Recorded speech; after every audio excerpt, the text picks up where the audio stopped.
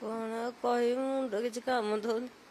କହିବି ମୁଁ ବି କାଠ କି ପଥର କ'ଣ ମୁଁ କିଛି ଜାଣିପାରୁନି। ମୁଁ କ'ଣ କହିବି ଆଉ।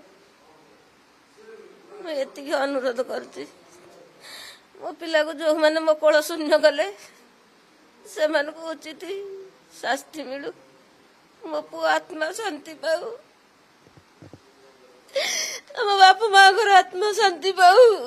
ଯୋଉ ପୁଲିସ ମାନେ ମୋ ପୁଅକୁ ଏମିତି କଲବଲ କରି ସେମାନେ ଥାଇକି ମାରିଛନ୍ତି, ସେ ପୁଲିସ ମାନଙ୍କର ଚାକିରି ଯାଉ ସାରା ଜୀବନକୁ, ତାଙ୍କୁ ଜେଲ ଦଣ୍ଡ ସାରା ଜୀବନକୁ ମିଳୁ। ମୁଁ ଏତିକି ଅନୁରୋଧ କରୁଛି। ମୋ କଥା କୋଉଠି ପହଞ୍ଚୁଛି ମୁଁ ବି ଜାଣିନି। ଯୋଉଠି ପହଞ୍ଚୁଥାଉ ସେମାନଙ୍କର ପାଦ ପଦ୍ମ ତଳେ ମୁଁ କାନିପାତି ଏତିକି ଭିକ୍ଷା ମାଗୁଛି, ମୋ ପୁଅ ପାଇଁ କି ମତେ ନ୍ୟାୟ ମିଳୁ। ମୋ ପୁଅ,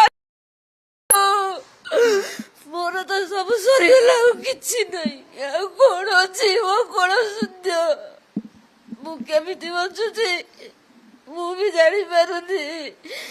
ଯୋଉ ମା ତା ପୁଅକୁ ଟିକେ ନ ଦେଖିଲେ ତାକୁ ଭଲ ଲାଗେନି। ମୋ ଜୀବନଟା ମୋ ପୁଅ ପାଖରେ ଥାଏ, ମୋ ପିଣ୍ଡଟା ମୋର ଏଇଠି ପଡ଼ିଥାଏ। ଆଜି 10 ଦିନ ହେଲା ମୁଁ କେମିତି ରହିଛି ମୁଁ ବି ସେ କଥା କିଛି ଜାଣିପାରୁନି, ମତେ ବି ଜଣା ନାହିଁ।